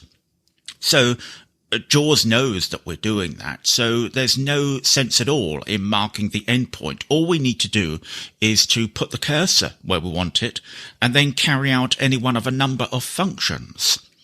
So if you just bear with me one moment, I will just flick over to a document here, which I've got open. And this is some text from one of our training courses, which I will just let it read a little snatch of. Ryan Arjun, let's now talk about favorites because this is going to be very important. Okay, so if I put the cursor to begin with on the first part of the important text, not my name, that's not important. tab. Let's. Okay, and I will begin the selection here. Easy. Begin selection. Okay, and we'll just arrow down a little bit. For you, the last thing you'll want to do for sites that you view regularly is to type in the web address every time, particularly if it's very long and if... Okay, so we'll end it after that sentence. There, if, and, period, and. There we go. And I've not marked the end of the selection note. Okay, so I'll press now Control-C for copy. Copied. And the text is now copied. Now, with Lisi, we have a way of reading the contents of the clipboard, so I will just get it to do that. Lisi. Let's now talk about favorites because this is going to be very important for you. The last thing you'll want to do for sites that you view regularly is to type in the web address every time, particularly if it's very long. Okay, so that is exactly how it works, and you can do it with most keystrokes. So, of course, cut, copy, paste, emboldening, underlining, deleting, all those kinds of things, you will be able to do it there. And do you use the standard JAWS command to append to the clipboard if you want to use the append function, or is there still a Lisi command for that? I think there is a Lisi command for it, but yes, you can use the JAWS one as well if you want to do that. Yeah, I've got used to using the Lisi command for now. But this is great because this is actually a feature that I use, in a range of contexts. But one of the things I do every day with the Mosen Explosion, for example, is I look for interesting little tidbits of fairly light news, often surveys and different things, and I put that all into one document. And so I select the beginning of the text and I scroll down, and then I have been using Lisi marking the end of the text and appending it and that sort of thing. So that's really interesting that you've essentially taken out one step there. Brilliant stuff. It's only a small thing, but over time, a keystroke will save you quite a lot of time if it's repeated over and over, won't it? See, that's a very interesting comment you make there. And this is one of the things that I particularly like about Lisi. I know that you and I are almost obsessive about productivity, and that's why we get grumpy when Microsoft, for example, imposes verbosity and crazy things on us, and I think we're going to come back to that a bit later. But all those things do add up. Efficiency does matter when your time is precious, and it's actually showing respect for one's time, isn't it? That your time is valuable, and all those little savings do add up. That's a very good way of putting it, yes. Anything that reduces the verbal clutter that you get on a day-to-day basis is a good thing, I think. Obviously, we need it for people who are perhaps less experienced or who are coming to computing for the first time. That's well understood. But for those who are very fluent with using their screen readers or adept at using them, I think it is absolutely essential that we have the ability to turn off every announcement that is perhaps extraneous that we don't need. Brilliant. All right, shall we go on to the next one? This is quite different, actually, in terms of we're coming away a little bit from efficiency. This is somebody who contacted me a few weeks ago, and she said, I listen to books using MP3 format. I think she said the library was called Infravox, something like that. I don't know whether you've heard of it. It rings a vague bell, yeah. Okay, they're in MP3 format, and she uses I think she was using VLC Media Player. And she said, what I want to do is stop the book, it's in the MP3 file, and come back to it the next day and be able to pick up where I left off. And I had a look around and I really couldn't find any player which allowed that to happen. Not intuitively, anyway. Of course, you can, if you're using Winamp, you could perhaps set a bookmark if you want to do that in the middle of the file, and then you've got to go back into the bookmarks list and things like that. But I thought, well, we'll try and do something about this. So I have included this for Winamp and also VLC Media Player. So let me just flick over to an audio file. I can quickly demonstrate this for you. Okay, so I've got a file here. 06 Mosen At Large 167.mp3. Okay, so we've got this. All right. 1. And there is... This is Mosen At Large. There's the file. We'll just skip through it a little bit. Is Ukraine's Sir Alex Younger so poignantly told the BBC. Okay, and I've paused it after that sentence. And now I will close it down. Mosen At Large. Okay, so we're back another day now. We're about to open the file again. 06 Queen Bee 1. Jonathan Mosen At Large, the show that's got the and I'll press a keystroke. Today, the Ukrainian people are being punished simply for... And we're immediately back at that point. Now, when I developed the functionality for that, I took it a stage further. And I thought, how would it be if we created the ability to add bookmarks within VLC Media Player? Because the bookmarks dialog in that player is horribly inaccessible. So that's what I did. And you can now create bookmarks to any points in the file that you would like. You bring up a dialog and it asks you what you want to call the bookmark. So you can give it a name of your choosing. So you can set multiple bookmarks per file. You press enter. And then, of course, when you've loaded up the file next time, you can go to your list of bookmarks relative to that file. And you can just arrow down to the one that you want, that you've appropriately named, and you press enter and away you go. Are those bookmarks actually VLC bookmarks, or are they proprietary to LISI itself? They are LISI bookmarks. So if you took it to another copy of VLC without LISI installed, you wouldn't have those bookmarks? You wouldn't have them, no. iTunes, I think, has a feature where you can define a file as an audio book, but boy, it is quite complicated to do that because you've got to go into a dialogue and define it, and iTunes, I guess, for listening to audiobooks is a little bit like a sledgehammer to crack a nut. So, yeah. You definitely wouldn't want to do that, no. No. So that's really excellent. And so Thank you. That will be available, on any media file, essentially? Yes, it is. Yes, it works with any media file that we've tried it on. Excellent. And in the audio sphere, if you like, I've included the scripts that we have for APH's Studio Recorder. So these were actually developed when I created the training course that we have on the use of Studio Recorder, which is a very useful application for people who want to record speech. I know that you have used it in the past. Oh, yeah, it's a brilliant app, yeah. It really is. And there are a few areas that I thought really needed scripting. So one obvious area, for example, was where you couldn't very quickly get the time, as in the elapsed time or the total time, in hours, minutes and seconds format. It has to read the status bar, and you can have quite a bit of information on that status bar. But the other thing that really got me was that with Studio Recorder, when you press the space bar, it starts playing the file, and then you press it again, and that pauses it. Now, a lot of us who have used sound editors in the past, we will have got used to pressing enter in order to pause the audio playback. And it makes more sense, I think, to press enter because you can really, with the arrow keys, get a nice tight edit. And that's the way that I've been used to working. So we have the ability to turn that on and off. We call it the alternative stop method.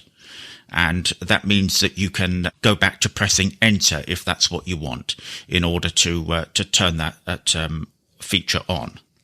Isn't it interesting the way people work? So one of the first things that I do with any new installation of Reaper is fix it so that the spacebar does toggle, does do play pause like Studio Recorder. So I've solved the problem by going the other way. Okay.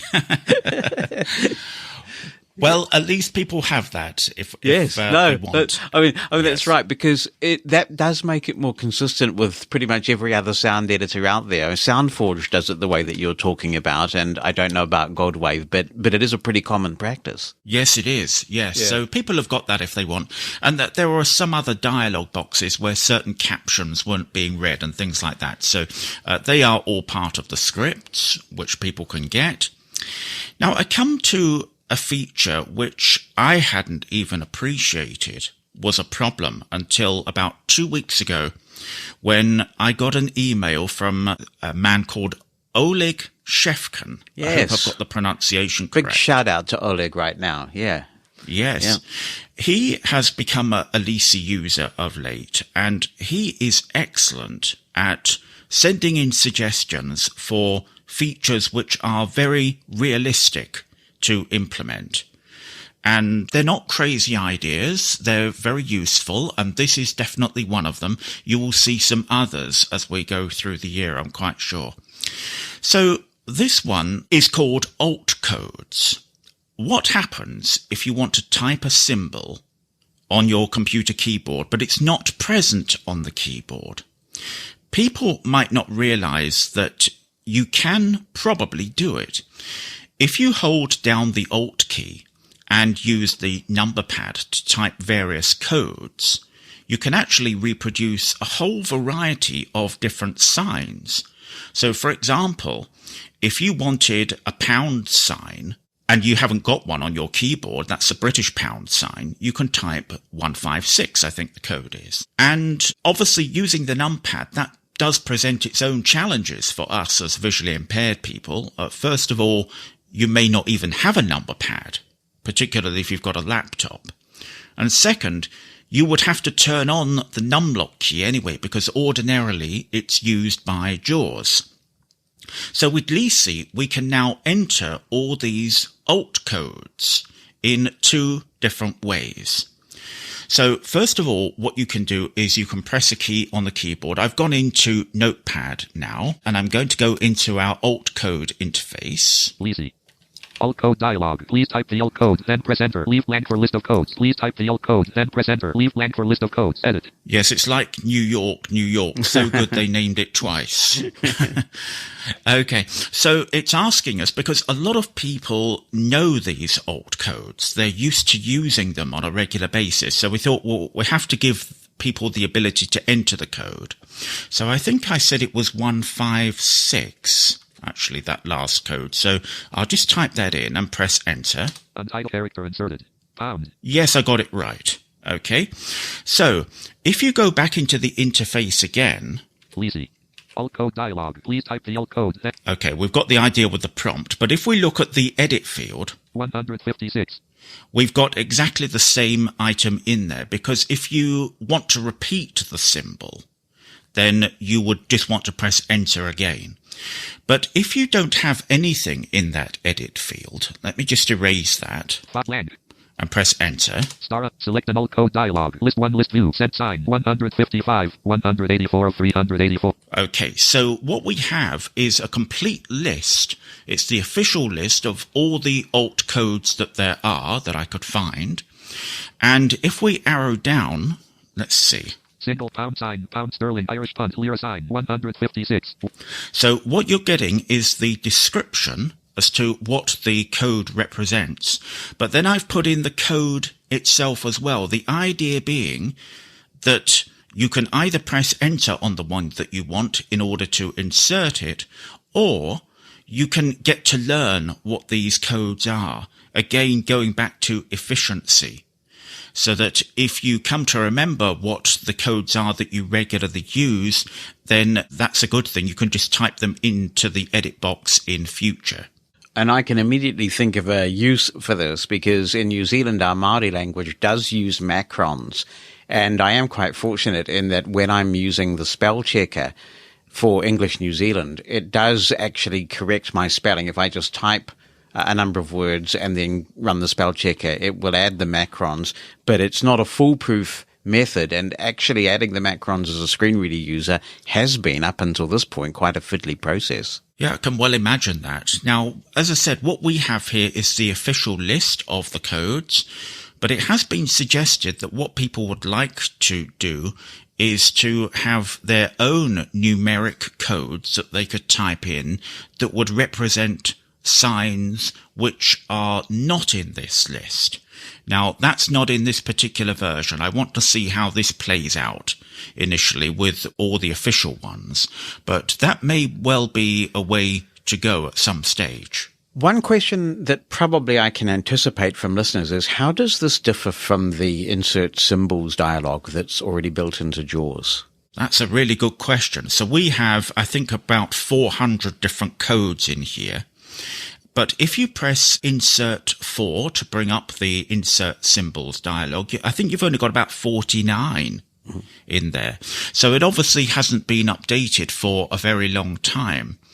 And I think, as I say, the advantage here is that for people who get to learn these codes eventually, it's probably a quicker method. If you press this keystroke and you type 156 and then press Enter, you can do that in less than 2 seconds, can't you? So it's actually much easier to do it via our method. But you've got the best of both worlds here, I think, and you've got all these extra codes in there. So over time, can you sort of build up a list of favorites, as it were, frequently used codes? You can't do that at the moment, no. No, this is just the maximum capabilities of the feature. Right. I think we did quite well to get it into this version because we only found out about this 2 weeks ago. But I'm sure it will definitely evolve. As I say, there are different ways that we could use this technology, I think. That's the thing, isn't it? That often when you introduce a feature, you get feedback. It's like the old Molly Whoppy story that I used to hear when I was a kid. You have done well, Molly Whoppy, but you can do better still. And the cool thing is that I have seen Leasy features evolve over time as people have given feedback. So I'm sure that you'll get a lot of feedback on this because it's highly useful. I really like the feedback. I'm literally getting suggestions for new features every couple of days at the moment, or improvements to existing features. And I'm very glad about that. I like to hear about the ways that people are using the technology at the moment, or that they would like to be able to use in a particular way. So yes, please keep that coming, and the features will grow over time and get refined. Yeah, because what you're doing is, I think, what a lot of people like about the Apple ecosystem, in that if you can find a committed developer there, often it's one person who's working very hard and knows their stuff inside out, and will add features and will engage in dialogue. And that's the beauty, that's the potential of JAWS scripting, that you can have that same sort of relationship with a developer to essentially make a product more and more useful. So there's a community around this product that I think is very impactful. Yes, thank you. I mean, that's one of the things, or one of the reasons why I started learning scripting in the first place. When I was a trainer, I could immediately see where a particular person was struggling. And I thought, if I could just make this easier for that person, if I had some scripting skills, I could make this so much easier, even though JAWS isn't doing what I want it to do at the moment. So that's why I started, and kind of that ethos has continued into the Leasy product all these years later. And there are more goodies, but wait, there's more. It's like the infomercials. I don't know if you get infomercials in the UK. I don't think we have those, no. This came out of the station playlist scripts that we have, but again, somebody wanted it. The ability to display the time on the Braille display second by second. Now, as I said, we've had this for a very long time, probably about 12 years now in the station playlist scripts. Right back at the beginning we had it, but you can now use it everywhere.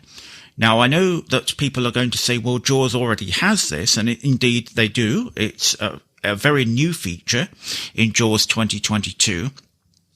But what that feature does is it shows the clock in the status cells And usually it shows it constantly, and there are certain permutations that you can go through to configure it how you want. This just displays it on the Braille display. It doesn't matter whether the display has status cells or not. The one I choose to use, definitely it doesn't work there on the JAWS default clock. And the idea is that you press a keystroke. Now, I can't demonstrate this because I'll press it and it's not even going to say anything. It's not even going to tell you that it's started, because if it's a Braille-based feature, we really don't want to know whether it's started or not. We can see it there. And the clock will tick up on the Braille display. And as soon as you press a key, it is going to stop. So you do need to bear that in mind. Obviously, if you want to start it again, you can press a key on the keyboard. You can also press a cursor routing key, and that will stop it as well. But it is quite useful for people who want to see when they've got to the top of an hour. This is cool because this actually builds on a feature that you added for me, which was that you can now specify whether insert F12 speaks the seconds when you push that key. And I like that. I have that on all the time because I want to know the time right down to the second. I mean, if it's 12:59 and 58 seconds, that makes a big difference to me compared with 12:59 and 1 second. So it's great. And now that's obviously come to Braille as well. Well, that's right. Yes, if you are coming to the end of a presentation and you're seeing the seconds tick up and it's coming close to the top of the hour, you really need to start wrapping up, you know. Yeah. Microsoft Edge. This is a thorny issue. These extra messages, which are sometimes being spoken, or quite often being spoken, when new pages load. And so on. So like loading page, load complete, I think it says, something like that. And go back when you go to a previous page. Well, this is alluding to what we were talking about earlier. And this is reducing the amount of oral feedback that you get. So you can now press a keystroke to stop a lot of that from happening.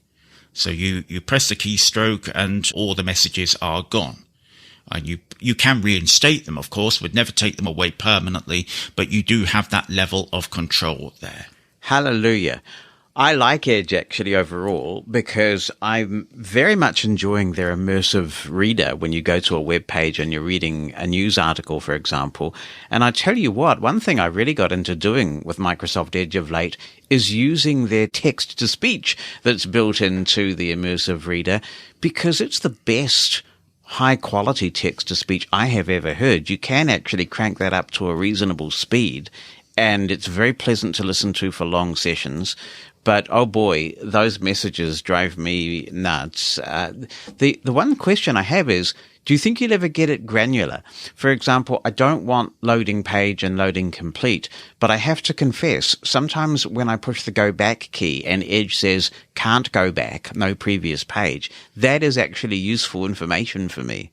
Yes, actually, I think we probably can do that. So this is just the start of it, just to see how it works out, as quite a number of these features are, actually. But yes, I think we will be able to do that in time. What is your preferred browser at the moment? It's Brave. Yeah. Nice little browser, isn't it? I really like it, yes. I think that the podcast introduced me to it. I think someone was using it. It may have even been yourself. We had a listener who talked about it, and then I jumped on, and it's gained a bit of traction in the blind community. What keeps you on Brave? It's very usable.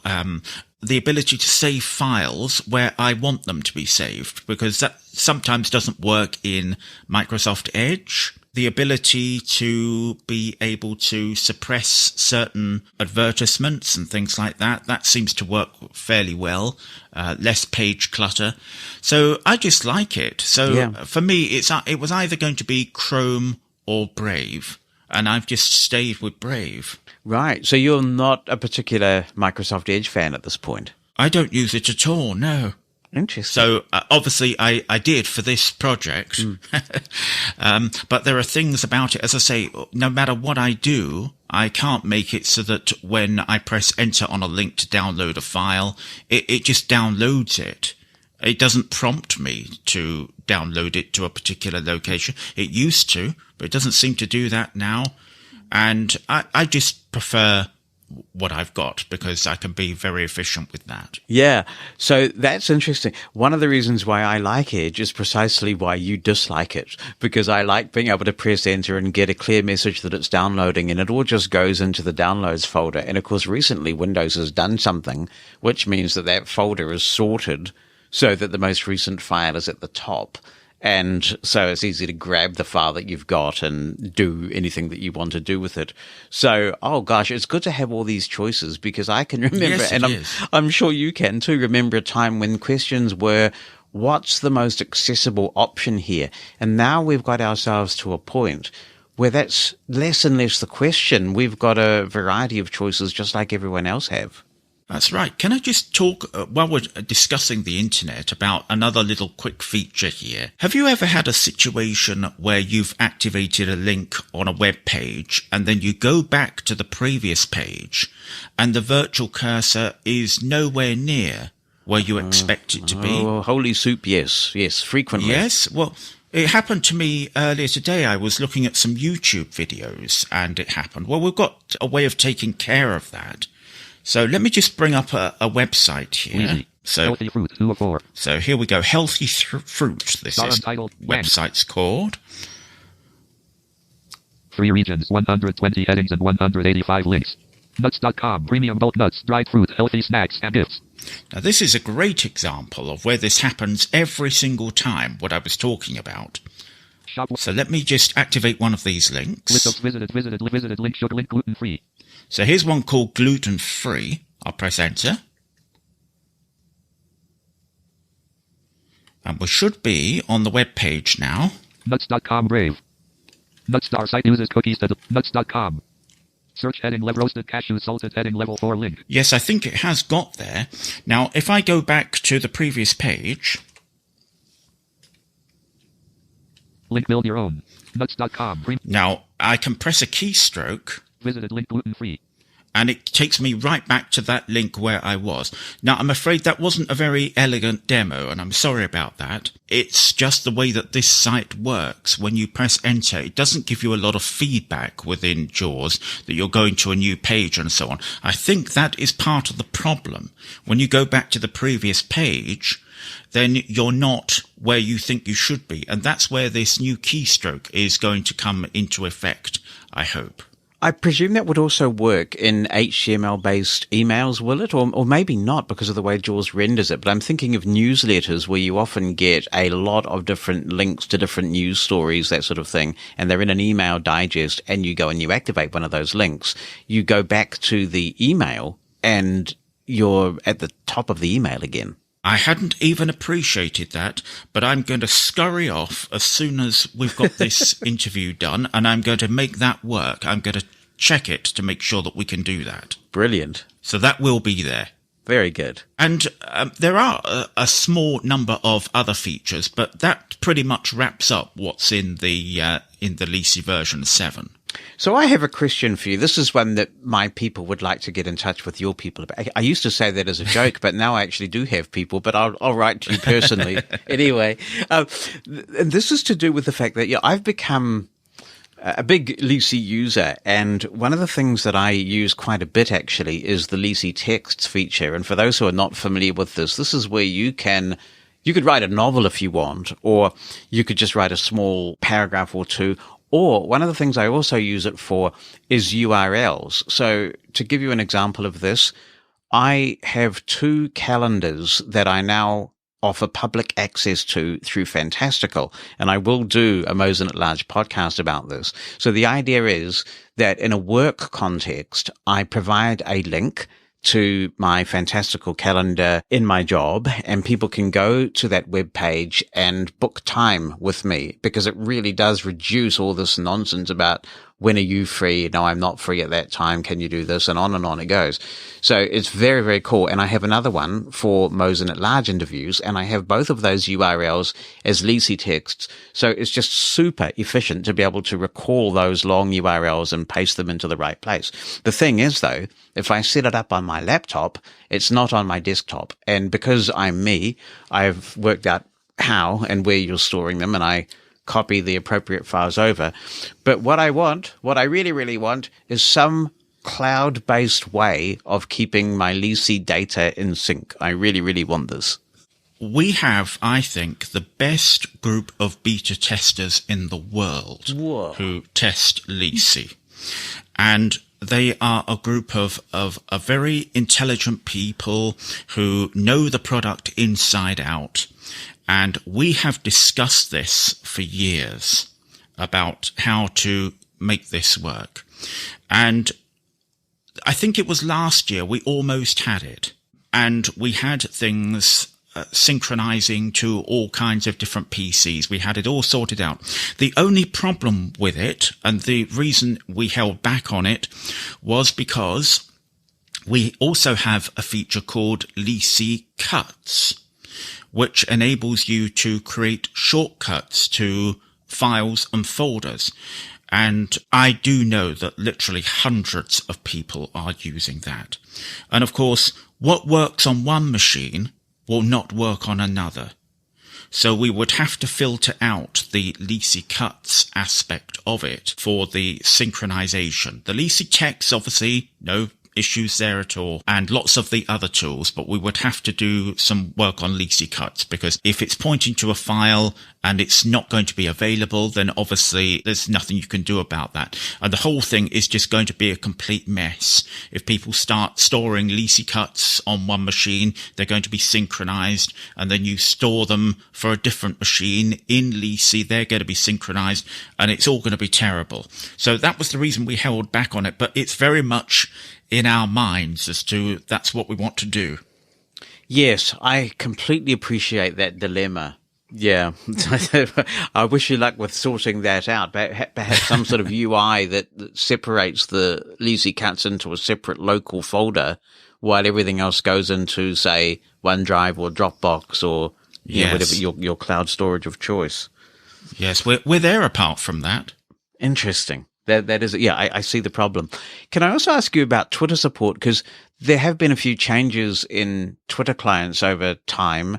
I know that OpenTween, I think, was pretty popular for a while, and then it seems that got pinged in some way by Twitter. It's back now. Is it back? It's back. At last, it's back. Oh, well, that's nice. And I have gotten into using Tweezcake, which I have to say is a fantastic project. I'm just so impressed with the work that those developers have done on Tweezcake, because it does so much more than Twitter. And in recent times, I've been using Telegram with it and various other things. So I guess it can be difficult to keep up with the evolving world of third-party accessible Twitter clients. I don't have a problem keeping up, but it's a question of, do we need to do anything?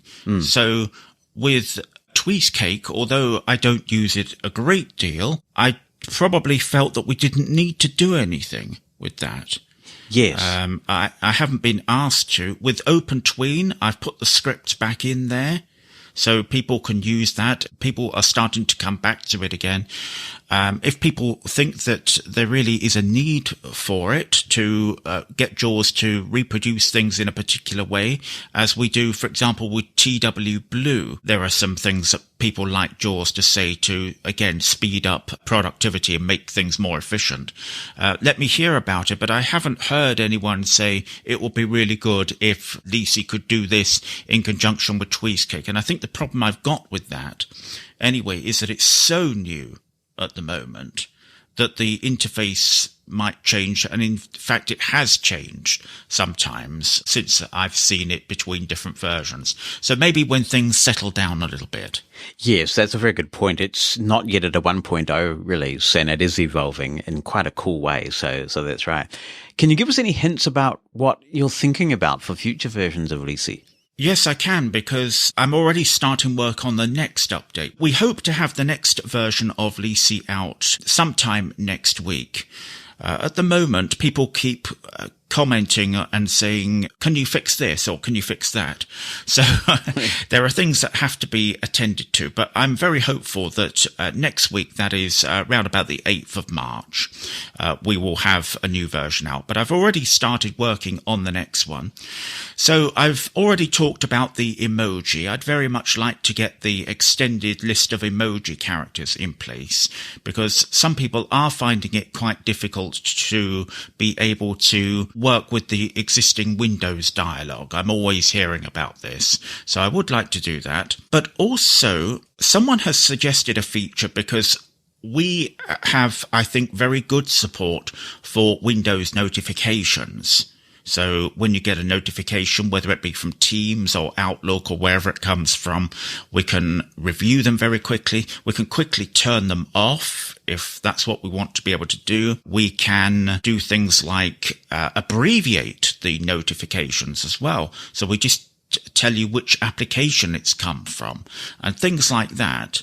We can also jump into notifications. But this person has suggested that we could have sounds that could be assigned to different types of notifications. So, for example, if I get an email from you, I might want to be alerted in a particular way.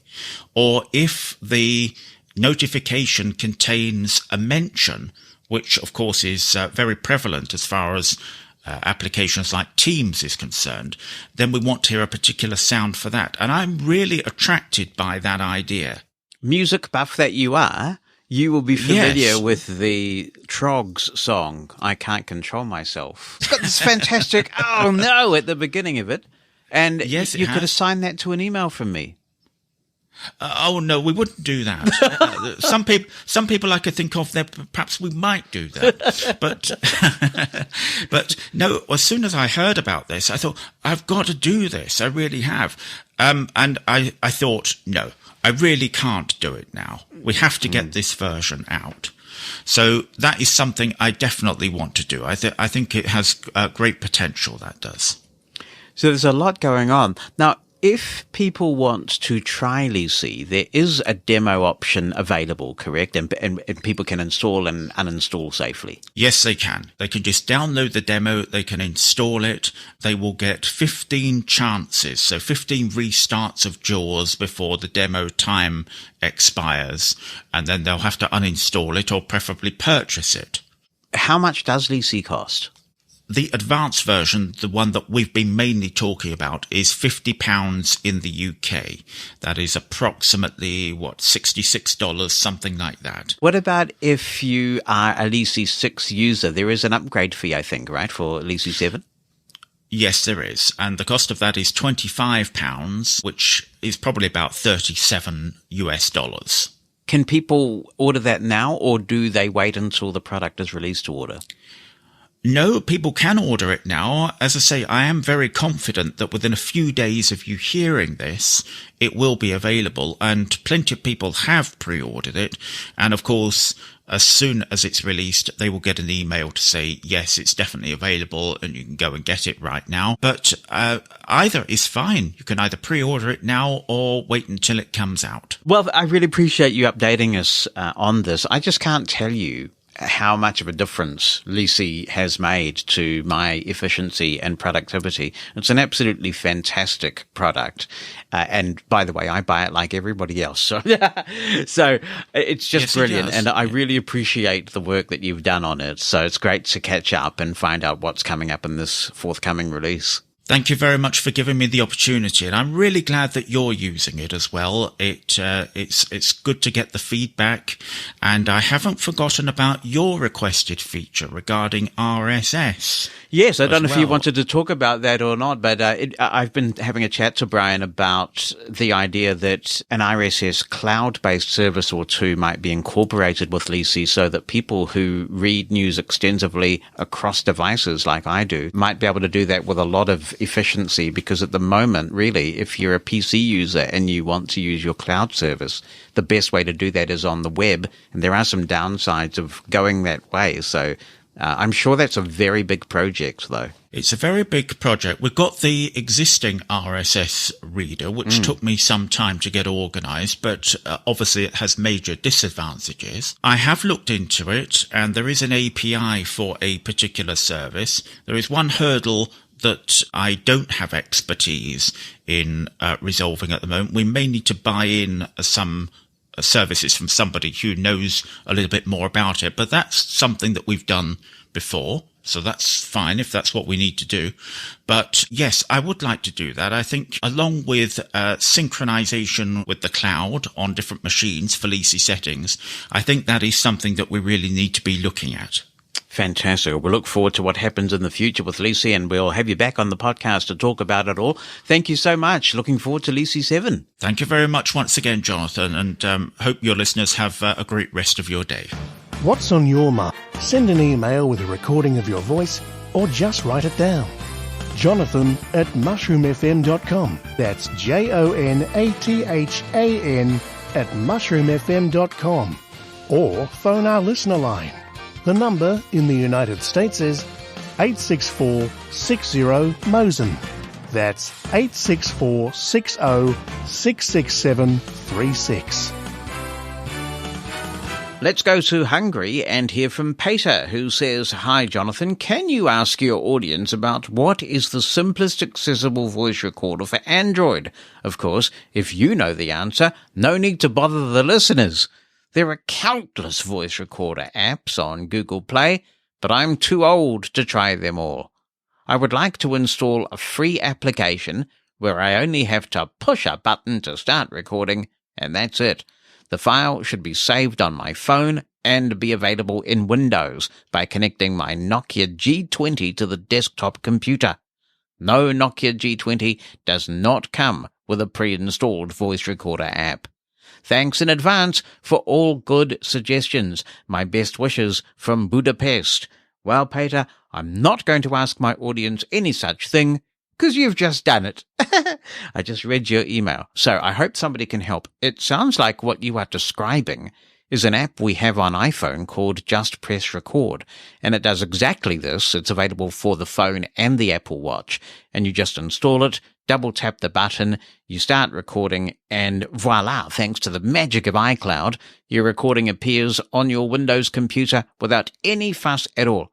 And if there is such a beast for the iPhone, I'm sure there will be some sort of equivalent for Android, whether you have to connect your phone physically and grab the recording, or maybe some sort of cloud-based syncing option is available through Dropbox or Google Drive. So, having got the description, if you are an Android authority and you can help Peter with a good recorder, please be in touch with the answers, with the recommendations. My email address is Jonathan, that's JONATHAN at mushroomfm.com. Attach an audio clip so we don't have to hear too much of my voice if you want, or you can write it down. You can also call the listener line in the United States. The number there, 864-60-MOSEN, 864-606-6736. Rebecca Skipper writes, "I am sending in a Braille display for repair, and I miss the days of the Braille and Speak and Braille Lite M20. I loved using speech and Braille on a portable device that didn't require the use of the internet. There are times when I'd like to use speech-only devices for portability. I don't want to take a Braille display to a restaurant or to the beach. Use of speech can help users learn a new Braille code or help them understand a new symbol. Yes, we have screen readers like VoiceOver and JAWS, but I do not like using Bluetooth with external keyboards because you can lose data if Bluetooth fails. Sometimes you just want to read notes or enjoy a good book offline, and having the device with speech and Braille would be nice. Getting Braille displays connected to a computer can become complicated. I do not want to use my iPhone to store credit card numbers, and all the reports suggesting that Braille on iOS is not reliable." Oh, and then the email just stops. I guess I was expecting more. I definitely understand why you wouldn't want to take a Braille display to the beach. You don't want to get sand in your Braille display. But I would not be without my Braille display at a restaurant, because often I can go online and get the menu and read the menu for myself. And as somebody who's hearing impaired, sometimes it can be quite difficult, even if you get a cooperative waiter who is going to read the menu to you. I find it much easier to have my Braille display with me and read the menu myself and make my own choices. So I never go to a restaurant without my Braille display. But to each their own, as they say. It sounds like what you're describing is a note-taker, like the Braille Note or the Braille Sense. True, they do have the internet, but look, the world's connected to the internet these days. It's going to be very difficult for you to find a device that has Braille and speech that isn't connected to the internet. But if somebody knows of such a thing, let us know. Here's Matthew, who writes, "Hello, Jonathan, and all listeners of Mosen at Large. Hope all is well. A few weeks ago, my brother helped our family install 1Password on our devices. I was super excited when he said he was going to help and immediately sent him your episode of your demoing the product. Things are going smoothly with 1Password, but I'm having a slight issue on Windows. Using NVDA, I can't seem to access 1Password the same way you do. For example, using the keyboard command to bring up the dialog when in text fields, finding the app in the system tray, etc. Would love your help, if possible, on this. I have tried the extension on Edge, Chrome, and Brave. I do have the app installed." Thanks, Matthew. I'm not an NVDA user, so I can't comment on that, but I doubt that it's the screen reader that is the issue in this case. It does sound like you've either got the new browser-based 1Password installed, or you've got both installed, the new browser version and 1Password Classic. And I think if you've got both installed, then the browser version takes precedence. So you want to make sure that the 1Password Classic app is installed, and that is the one that has a completely standalone app with its own menu bar. It does not run in your browser, and that you have the browser extension for 1Password Classic installed in your Chromium-based browser. It's also available for Firefox as well.